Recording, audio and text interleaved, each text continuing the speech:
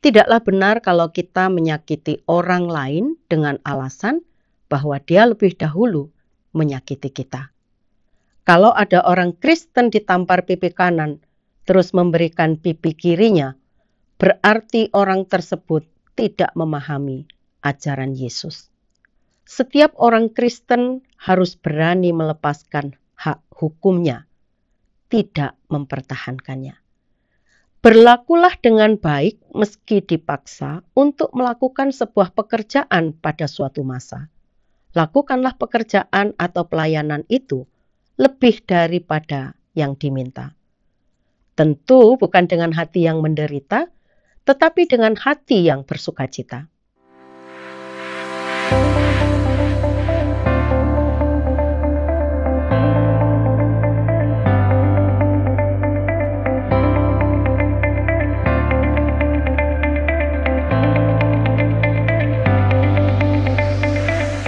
Shalom, salam sejahtera dari Tuhan kita Yesus Kristus.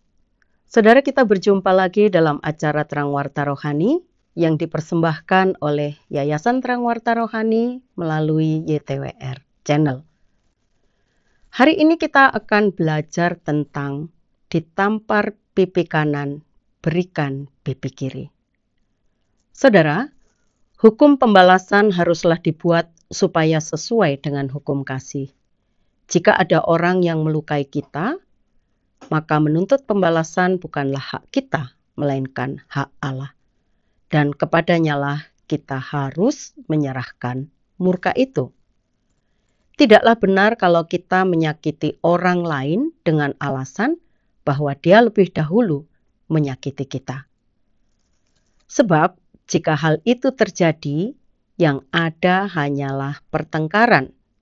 Yang harus dilakukan saat kita dilukai bukan dengan membalas, melukai, sebaliknya kita harus mengampuni. Supaya kita ini sungguh-sungguh nyata sebagai murid Kristus yang sejati. Nah, yang lalu kita telah belajar tentang reformasi, lex talionis atau hukum pembalasan. Sekarang kita akan belajar 3 contoh dari Injil Matius untuk membalas kejahatan dengan kebaikan. Matius 5 ayat 38 sampai 42. Kamu telah mendengar firman, mata ganti mata dan gigi ganti gigi. Tetapi aku berkata kepadamu, janganlah kamu melawan orang yang berbuat jahat kepadamu, melainkan siapapun yang menampar pipi kananmu, berilah juga kepadanya pipi kirimu. Dan kepada orang yang hendak mengadukan engkau, karena mengingini bajumu, serahkanlah juga jubahmu. Dan siapapun yang memaksa engkau berjalan sejauh 1 mil, berjalanlah bersama dia sejauh 2 mil. Berilah kepada orang yang meminta kepadamu, dan janganlah menolak orang yang mau meminjam daripadamu. Saudara, ada 3 hal pada bagian firman Tuhan ini untuk menunjukkan bahwa orang Kristen harus bersikap sabar terhadap orang-orang yang menyakiti dirinya. Yang pertama adalah, siapapun yang menampar pipi kananmu, berilah juga kepadanya pipi kirimu. Mengenai bagian firman Tuhan ini ada beberapa penafsiran. Menurut hukum rabinis Yahudi, menampar orang dengan bagian punggung tangan mengandung arti penghinaan 2 kali lipat, ketimbang kalau menampar dengan telapak tangan saja. Seandainya ada orang yang ingin menampar pipi kanan orang lain, yang berdiri di depannya dengan tangannya, bagaimanakah ia bisa melakukannya? Kalau orang tersebut ingin langsung menampar secara memuaskan, maka tidak ada jalan lain kecuali memakai bagian punggung tangan untuk menampar pipi kanannya. Jadi yang dimaksudkan oleh Tuhan Yesus ialah, meskipun ada orang yang dengan sengaja menampar kita, kalau secara harafiah, tetapi secara arti lain itu adalah menghina. Dengan hinaan yang paling berat dan menyakitkan, kita sama sekali tidak boleh membalas atau mendendam. Tindakan menampar sebenarnya bukan dalam maksud melukai fisik. Tamparan ke muka lebih kepada memancing reaksi untuk perkelahian. Tuhan Yesus memaksudkan bahwa jika seseorang berupaya memancing orang lain untuk berkelahi dengan tamparan harafiah atau dengan ejekan yang menyakitkan hati, sebaiknya orang yang ditampar hendaknya tidak membalas. Sebaliknya, hendaknya ia berupaya menghindari pembalasan kejahatan dengan kejahatan yang dapat menjadi lingkaran setan pertengkaran. Murid-murid Kristus akan memberikan pipi yang sebelahnya, dalam arti tidak membiarkan orang lain seolah-olah memaksanya untuk berkelahi. Di dalam 2 Timotius 2 ayat 24, seorang hamba Tuhan tidak boleh bertengkar, tetapi harus ramah terhadap semua orang. Ia harus cakap mengajar, sabar. Bandingkan dengan Roma 12 ayat 17. Janganlah membalas kejahatan dengan kejahatan. Lakukanlah apa yang baik bagi semua orang. Saudara, ajaran Yesus mengenai ditampar pipi kanan dan memberi pipi kiri tidaklah bertujuan bahwa jika salah satu pipi pengikutnya dipukul, mereka harus diam saja, bahkan memberikan pipi yang lainnya untuk ditampar. Kalau ada orang Kristen ditampar pipi kanan, terus memberikan pipi kirinya, berarti orang tersebut tidak memahami ajaran Yesus. Ajaran Yesus Kristus yang sebenarnya menyatakan bahwa tidak demikian. Sebab pada saat Yesus Kristus ditampar, ia tidak memberikan pipi yang lain untuk ditampar. Yohanes 18 ayat 22-23 berkata, ketika ia mengatakan hal itu, seorang penjaga yang berdiri di situ menampar mukanya sambil berkata, begitukah jawabmu kepada imam besar? Ayat 23, jawab Yesus kepadanya, jikalau kataku itu salah, tunjukkanlah salahnya. Tetapi jikalau kataku itu benar, mengapakah engkau menampar aku?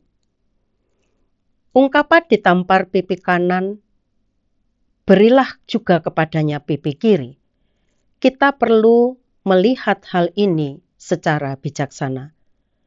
Jangan kita berpendapat bahwa Tuhan Yesus memberikan suatu perintah yang selalu harus dijalankan secara harafiah.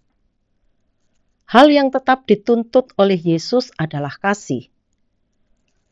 Tetapi waktu muka Yesus sendiri ditampar, ia tidak memberi pipi yang lain untuk ditampar, melainkan ia menegur orang yang menampar itu.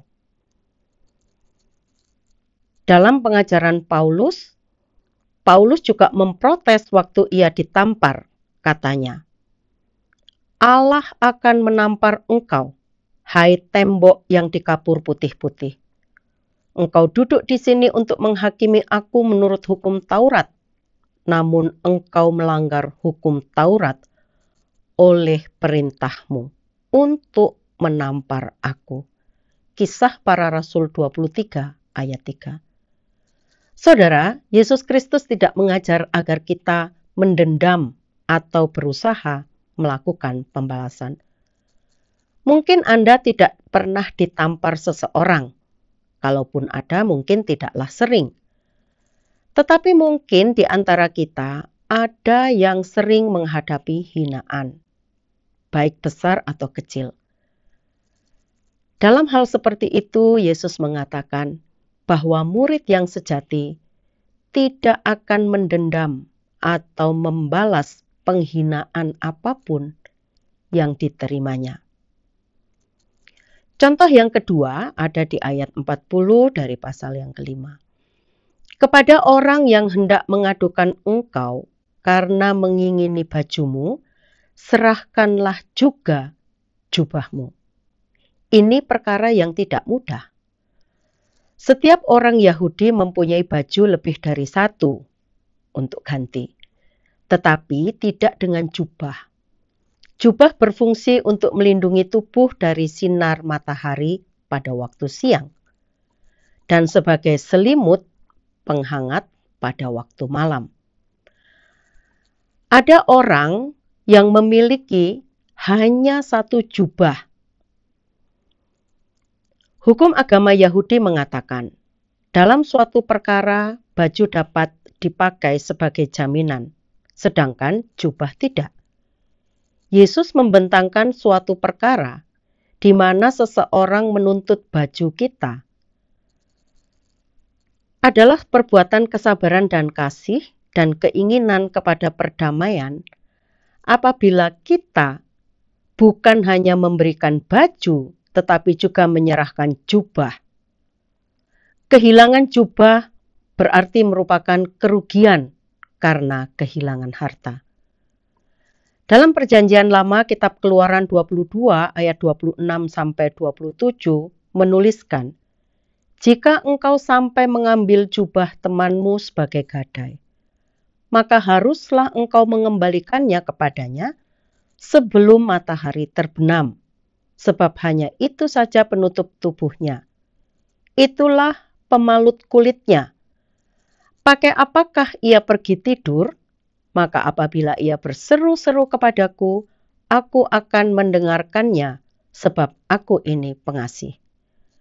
Dalam terjemahan baru yang kedua, bagian firman Tuhan ini dituliskan, sebab hanya itu saja selimutnya, pakaian yang menempel pada kulitnya. Apalagi yang dapat dipakainya untuk tidur? Apabila ia menjerit kepadaku, aku akan mendengarkannya, sebab aku ini pengasih. Jubah adalah hak setiap orang yang harus selalu ada padanya dan tidak boleh diambil orang lain. Pelajaran dari bagian ini adalah setiap orang Kristen harus berani melepaskan hak hukumnya, tidak mempertahankannya. Contoh yang ketiga adalah kasih dan kesabaran juga dilihat apabila seorang dipaksa berjalan sejauh 1 mil, kira-kira 1,5 kilometer, berjalan bersama-sama dengan dia, orang yang memaksa tadi itu, sejauh 2 mil, ayat 41. Latar belakang kisah ini adalah pada masa penjajahan ada petugas yang membawa perbekalan. Mereka akan memaksa salah satu penduduk untuk membantu membawa barang-barang sejauh 1 mil. Dan Yesus mengajarkan, jangan hanya berjalan 1 mil dengan terpaksa, melainkan berjalanlah bersama orang itu sejauh 2 mil. Artinya apa? Berlakulah dengan baik meski dipaksa untuk melakukan sebuah pekerjaan pada suatu masa. Lakukanlah pekerjaan atau pelayanan itu lebih daripada yang diminta. Tentu bukan dengan hati yang menderita, tetapi dengan hati yang bersukacita. Saudara, kesimpulan apa yang dapat kita ambil dari 3 contoh tadi? Bahwa setiap orang Kristen tidak boleh mendendam atau melakukan pembalasan terhadap penghinaan. Orang Kristen tidak boleh mengandalkan hak yang dimilikinya. Dan orang Kristen tidak boleh mengutamakan haknya untuk melakukan sesuatu sesuai kehendaknya. Melainkan harus mengutamakan tugasnya dalam menolong orang lain. Kiranya Tuhan Yesus memberkati Anda. Terima kasih Anda sudah mengikuti program kami. Jika Anda diberkati, jangan lupa like, komen, dan share supaya Anda tidak ketinggalan setiap program terbaru kami. Jangan lupa juga untuk subscribe channelnya dan nyalakan loncengnya. Jika Anda ingin mendukung pelayanan kami, bisa melalui rekening kami berikut ini, atau menghubungi kami di sini.